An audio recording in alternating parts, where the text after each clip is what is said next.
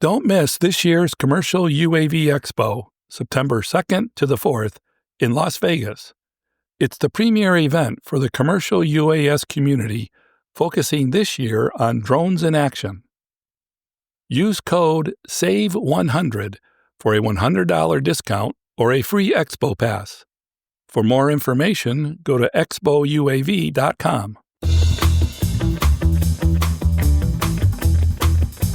You're listening to the Drone Radio Show podcast, the show about drones and the people who use them for business, fun, and research. Hosted by Randy Goers.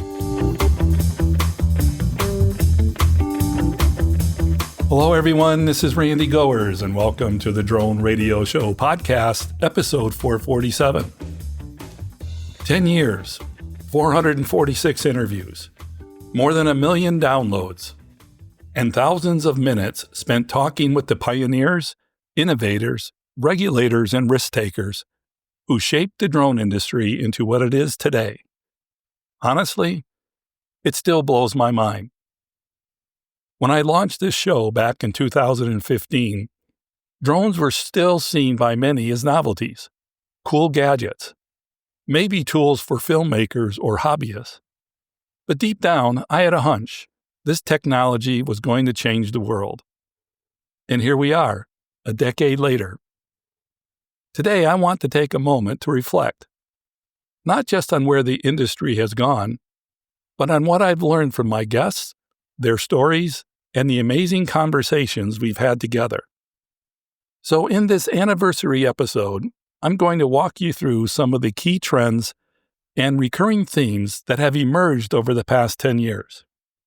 If you've been a long-time listener, or if this is your first episode, this one's for you.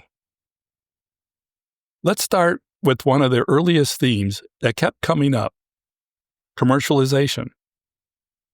In those early years of the podcast, most people associated drones with aerial photography.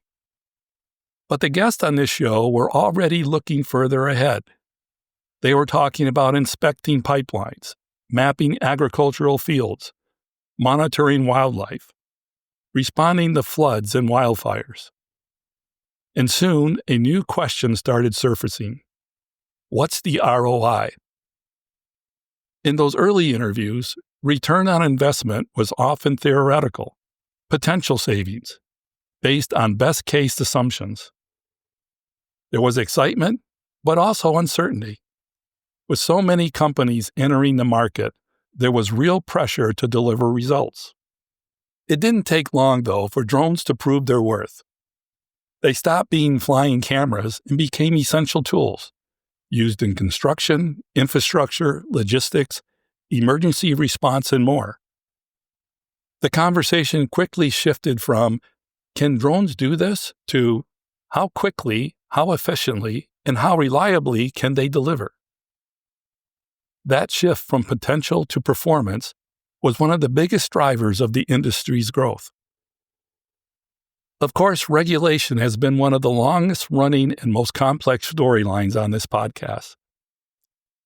Over the years, I've had the honor of interviewing FAA officials, aviation attorneys, policymakers, and safety experts.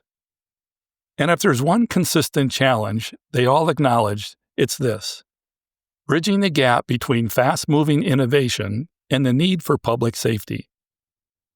From BVLOS and operations over people to airspace integration and UAS certification, regulatory hurdles have been a constant presence. The process? Slow, cautious, often frustrating, but also steady and necessary. Part 107 was a game changer. Waivers became more accessible. The conversation matured. Yes, the technology continues to outpace the rules. But in the past 10 years, the regulatory framework has grown stronger and more adaptive. There's still work to be done, but we're miles ahead of where we started. And that regulatory progress laid the foundation for everything that followed. In the past 10 years, I've also had the privilege of following the evolution of key industry segments, like drone racing, drone delivery, inspection and mapping, UTM, autonomous systems, and counter-UAS technology. Being able to document and share those changes as they unfolded felt like having a front row seat to one of the most exciting tech revolutions of our time. Early on, I remember a subtle but profound shift in the industry. The realization that it's not about the drone, it's about the data.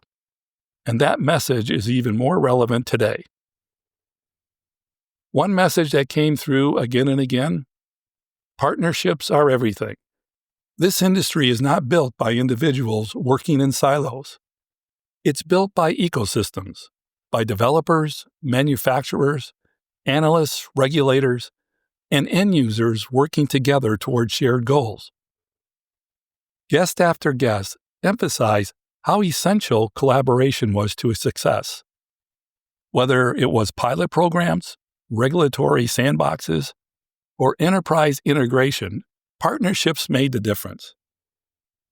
That message stuck with me, especially because I'm a city planner, not a tech guy. When I started this podcast, I was very much an outsider, but the industry welcomed my voice. Along the way, I met some incredible people and made some real friends. And for that, I'm truly grateful. Some of the most powerful episodes I've hosted weren't about technology at all. They were about people. The search and rescue operators using drones to find lost hikers. The public safety teams using thermal imaging to navigate burning buildings.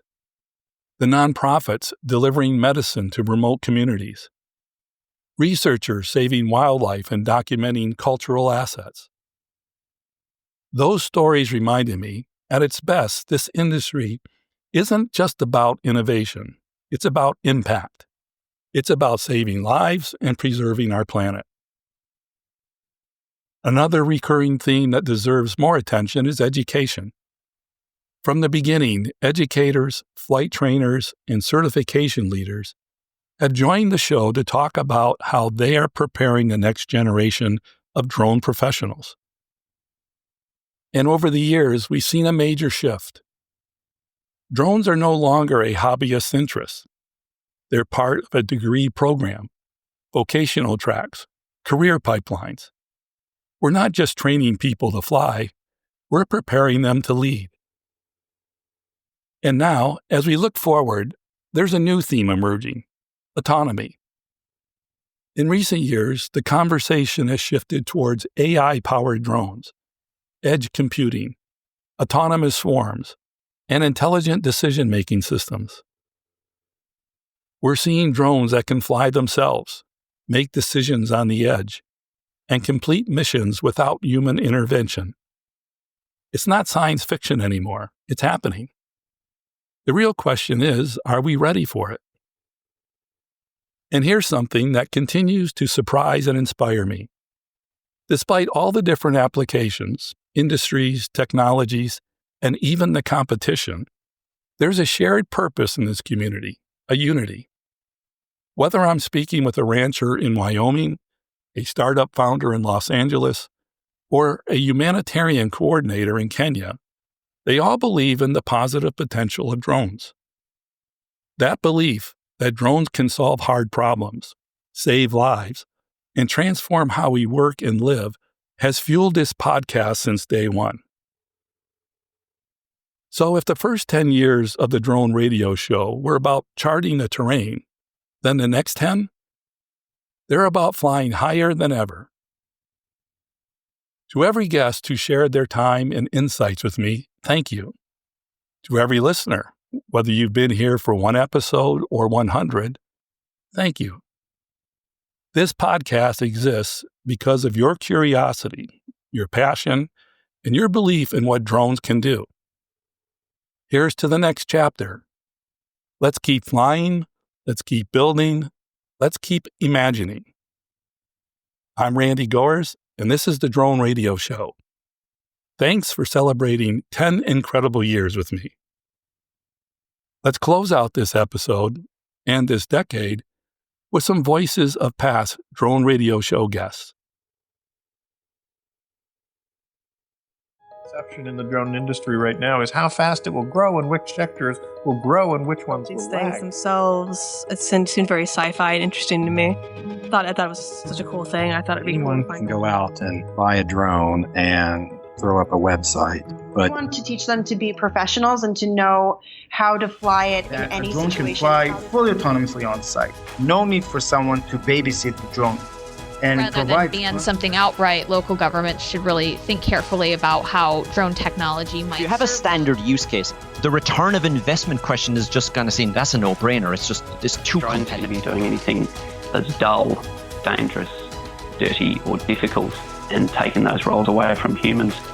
And so, if one you look operator alone can operate up to 3 drones over 55 pounds without any additional staff. 90% of the U.S. population lives within 10 miles of Walmart. And with 4,700 Walmarts, what you basically have... You could go full throttle and just roar and rip down that straightaway. And meanwhile, you just hear the sound of claws going... If you can charge drones en route, you can essentially extend their range indefinitely. It all comes down to this simple question that every single entrepreneur should ask themselves every day. What problem am I solving? If you don't know the first time you ask for funding or for a partnership, then look for another partner. Then ask another investor. What's so great about the drone industry is the people in it, they love drones. They love the leading edge technology. You know, they're passionate about this industry, what they do. There's a lot of companies that start off this process with asking about what it means for them to form a drone program. And that's not always the right question to be asked. while many people see hours and they see liability, these companies are seeing ROI. They're seeing dollars. You have to maintain your reputation. You also have to accurately value what you deliver. You know, don't compromise. It's like, holy cow, there's 120,000 drone pilots here. What are they using to share this information?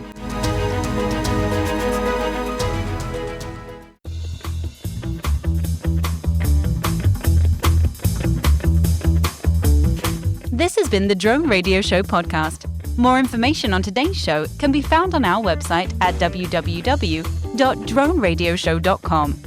If you're using drone technology for business, fun, or research and would like to share your experience on the show, please visit our website and fill out a guest appearance application. And don't forget to follow us on your favorite social media channels.